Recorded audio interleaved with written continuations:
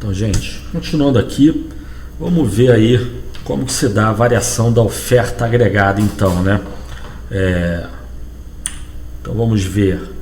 Primeiro caso, vamos considerar um aumento na produtividade marginal do trabalho, né?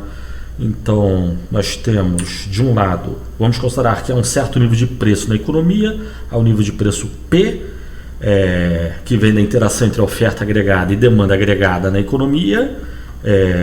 Então, a esse nível de preço, de um lado, a gente vai ter uma certa demanda de trabalho, normalmente falando, negativamente inclinada, né? De outro lado, temos uma certa oferta de trabalho, normalmente falando, positivamente inclinada. E pela interação entre demanda de trabalho e oferta de trabalho, é definido o equilíbrio no mercado de trabalho, com o nível de emprego igual a N1 e salário nominal igual a W1, né? E para esse nível de emprego, o salário real da economia seria W1 dividido por P, né? Então, esses N1 trabalhadores têm um certo salário real. E, dado esse nível de emprego, a gente vai ter na economia um certo nível de produção, né? Vamos dizer Y1, é o nível de produção ao nível de emprego N1. Então, nós temos uma relação entre preço e produção nacional, seria dada ali no ponto A, combinação entre preço e produção. Mas a gente sabe que, como vimos na oferta agregada, que se houver variações de preço, mantido tudo mais constante, né? Caso o preço aumente, por exemplo, o nível geral de preço na economia aumente, então isso leva ao aumento da demanda de trabalho, a curto prazo, mantida a oferta de trabalho nominal estável, isso leva ao aumento no nível de emprego e salário nominal. Como o nível de emprego aumenta, isso levaria aumento no nível de produção nacional. Então, por esse ponto A, passa uma curva de oferta agregada. Vamos considerar a oferta agregada de Lucas, né, positivamente inclinada. Então temos a oferta agregada na economia, um certo nível de preço, um certo nível de emprego e produção e um certo nível de salário nominal. Aí a questão é o que leva a um deslocamento dessa curva de oferta agregada. E aí, como vimos no vídeo passado e falei aqui agora, vamos considerar que haja um aumento no nível de produtividade da economia. Por que aumentou a produtividade? Ou foi um avanço tecnológico que impactou toda a economia, ou foi um aumento no estoque de capital, há mais máquinas, equipamentos e instalações disponíveis nessa economia por trabalhador, né? Então todo o conjunto de trabalhadores, por essas duas razões, tecnologia e capital, se tornam mais produtivos. A esse nível de preço P, é a pegadinha que eu já tinha dito antes, né? Muita gente relaciona aumento de produtividade com desemprego. Mas já falamos sobre isso, mantido o nível de preços, a gente tem que aumento de produtividade só leva a aumento na demanda de trabalho. A curva de demanda de trabalho salta de ND1 para ND2, ou seja, a cada nível de salário as firmas passam a contratar mais trabalhadores, ou a cada nível de emprego as firmas passam a pagar no máximo um valor maior de salário, né? O salário máximo que as firmas se dispõem a pagar aumentam. E sendo assim, a gente passa a ter um novo equilíbrio no mercado de trabalho, com nível de emprego igual a N2, ali no ponto E2, né, com nível de emprego igual a N2 e salário nominal de equilíbrio igual a W2, ou seja, esse aumento de produtividade levaria, mantido os preços da economia, a um nível de emprego maior e salários nominais maiores. Como o nível de emprego aumentou, a gente tem o quê? Que preços não mudaram, estou considerando que preço está dado. Então, a esse nível de preço, a economia passa a produzir um volume maior de produção, né? Então, que seria o nível Y2, é o nível de produção ao nível de emprego Y2. Então, a gente passa a ter uma nova combinação entre preço e produção nacional, que é dada ali pelo ponto B. Os preços não mudaram, a única coisa que mudou foi a produtividade. Isso aumenta a demanda de trabalho, consequentemente aumenta o nível de emprego, em geral em condições normais, né? E aumenta o salário nominal. Como o nível de emprego aumenta, isso leva a um aumento no nível de produção nacional. De novo, com relação a esse ponto B, a gente tem que variações no nível de preço mantida a nova função de produtividade, levam a variações na demanda de trabalho, dada a oferta de trabalho, isso leva a mudança no nível de emprego e salário nominal. Como o nível de emprego muda, o nível de produção nacional muda também. Então, por esse ponto B, passa uma nova curva de oferta agregada na economia, vamos dizer OA2, tá? Então, um aumento de produtividade na economia, uma melhora na tecnologia ou um aumento no estoque de capital leva a um aumento na oferta agregada. E isso é o que a gente falou na aula passada, no vídeo passado, né? O aumento de oferta agregada é um deslocamento da curva de oferta agregada. A oferta na economia não é um valor. Ao nível de preço P, inicialmente, o volume de produção nacional ofertado é Y1. Só que Y1 não é a oferta da economia. A oferta é a curva. No caso, eu estou desenhando como uma reta, né? É a curva de oferta agregada. A esse nível de preço P, inicialmente, o nível de produção era Y1. Se o preço subisse ou caísse, o nível de produção ofertado poderia aumentar ou diminuir, né? Agora, com o aumento de produtividade, a gente tem que a cada nível de preço, o volume produzido e ofertado na economia se torna maior. A curva de oferta agregada na economia se deslocou de OA1 para OA2. Tá? Então, é um aumento da oferta agregada. Uma redução da oferta agregada seria o quê? Seria considerando a produtividade, seria uma perda de produtividade. Mas perder produtividade seria o quê? Seria uma piora da tecnologia. Só que é difícil entender isso, né? Acho que no mundo real não existe isso, né? As pessoas perderem conhecimento, normalmente as pessoas só ganham. Dado que você obtém conhecimento, não tem como perder, né? Você até pode pensar de uma geração para outra. Você tem uma geração muito produtiva e, com o passar do tempo, esse conhecimento não passa de uma geração para outra e, ok, pode considerar isso, né? Ou em termos de perda de capital, né? Que aí você pode pensar ou uma guerra ou uma catástrofe natural, por exemplo, né?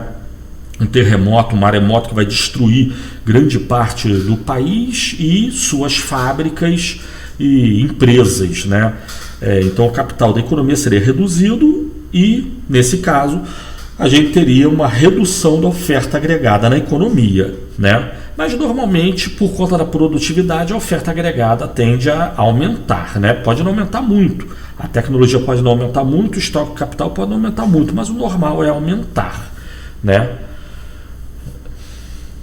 Bom, esse é um caso, deslocamento da oferta agregada, aumento da oferta agregada como consequência do aumento da produtividade. Um segundo caso, que eu vou considerar aqui uma situação, mas é ideal, vamos ver, eu acho que o normal é melhor considerar o contrário do que eu vou mostrar, mas enfim, vamos ver. Antes de ver o segundo caso, né, a gente tem o quê? Que nesse primeiro caso aqui, o aumento da oferta, fruto do aumento de produtividade, ele leva ao aumento de salário real. Então, nesse caso aqui, a gente tem mais gente trabalhando, ganhando salário nominal maior, sendo que os preços não mudaram. Então, claramente, o salário real na economia aumentou.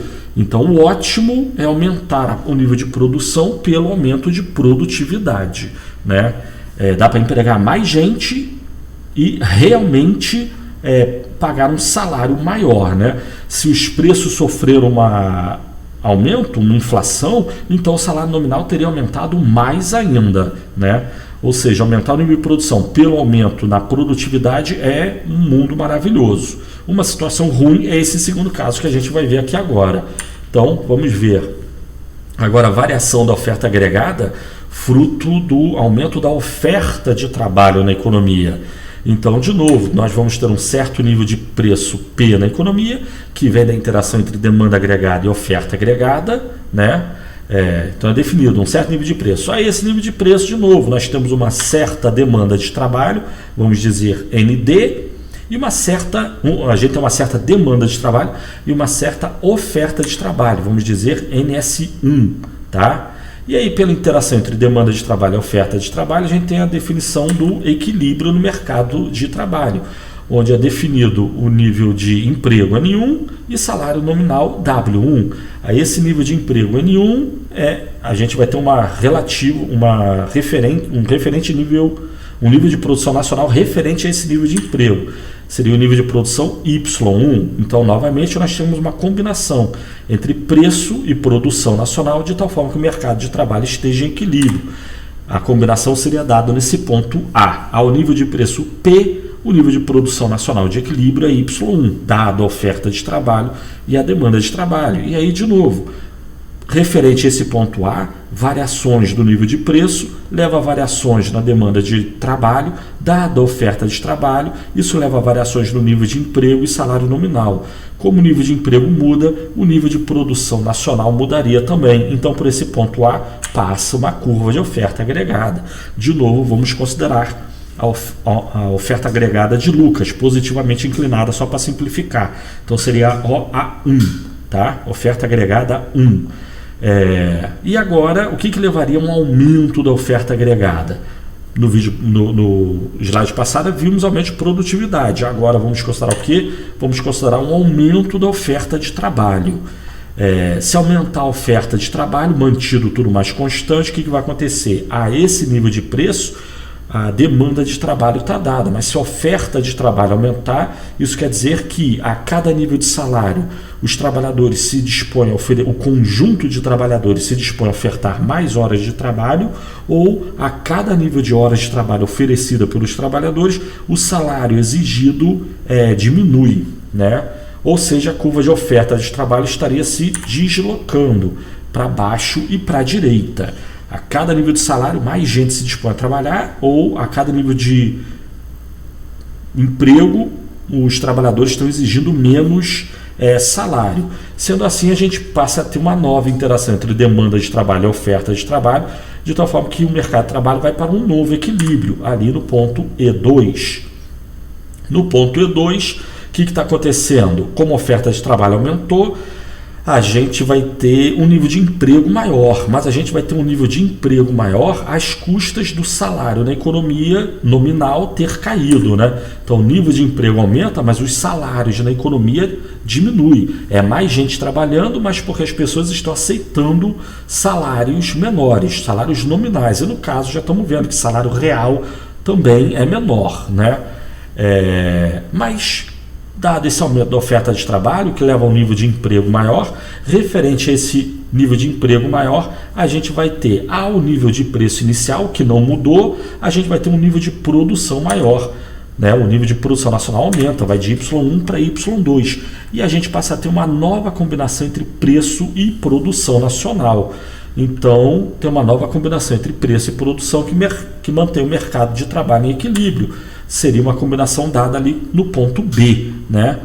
De novo, referente a esse ponto B, se houver variações no nível de preço, isso levaria a variações na demanda de trabalho, dada a nova oferta de trabalho, isso levaria a variações no nível de emprego e salário nominal. Como o nível de emprego muda, o nível de produção nacional mudaria em relação ao ponto B. Então, pelo ponto B, passa uma nova curva de oferta agregada, OA2, tá? Oferta agregada 2.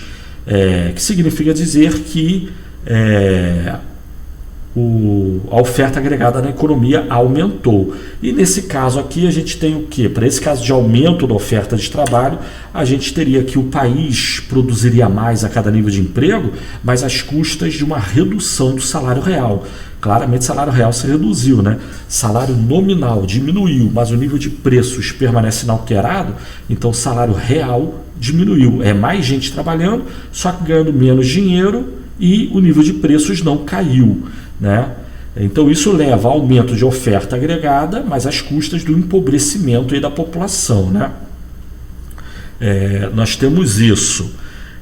E sendo assim, essas são as duas causas da variação da oferta agregada na economia. Ou é aumento de produtividade, que vem como consequência da variação da tecnologia do estoque capital, ou é variação da oferta de trabalho na economia, né? Isso é uma coisa. Outra coisa aqui a gente está vendo o aumento da oferta agregada, mas a gente poderia considerar a redução também, né? Então, se a gente pensar que ao longo do tempo as pessoas estão reduzindo a oferta de trabalho, exigindo cada vez mais salário, então isso levaria a deslocamentos para cima e para a esquerda da curva de oferta de trabalho e também da curva de oferta agregada, né? Então, a redução da oferta de trabalho, mantido tudo mais constante, leva a uma redução da oferta agregada na economia, né? Mas, enfim, é isso. Mas é só fazer algumas observações sobre esse caso. Eu acho que eu já tinha falado sobre isso quando falei de oferta de trabalho, né? Mas nós temos o caso da imigração, né? Isso leva ao aumento de oferta de trabalho na economia. Mas nós também temos a emigração. Isso leva à redução da oferta de trabalho na economia. Ao longo do tempo, no passado, crianças podiam trabalhar. Em determinado momento, as crianças foram proibidas de trabalhar. Isso leva à redução da oferta de trabalho na economia.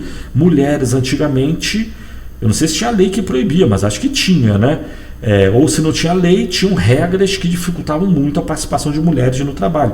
Mas na medida em que se liberou o trabalho feminino, isso leva ao aumento da oferta de trabalho na economia, né? Ou seja, existem movimentos que deslocam não só a curva de oferta para mais quanto para menos, como também movimentos que levam a aumento no número máximo de trabalhadores disponível na economia, né?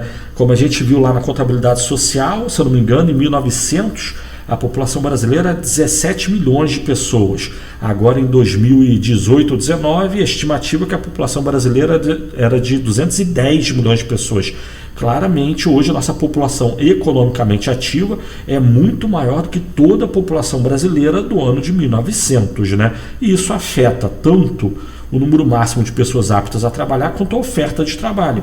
Mas ao longo do tempo também, a demanda de trabalho foi alterada, tá certo? Mas enfim, ficamos por aqui agora então. Valeu, tchau.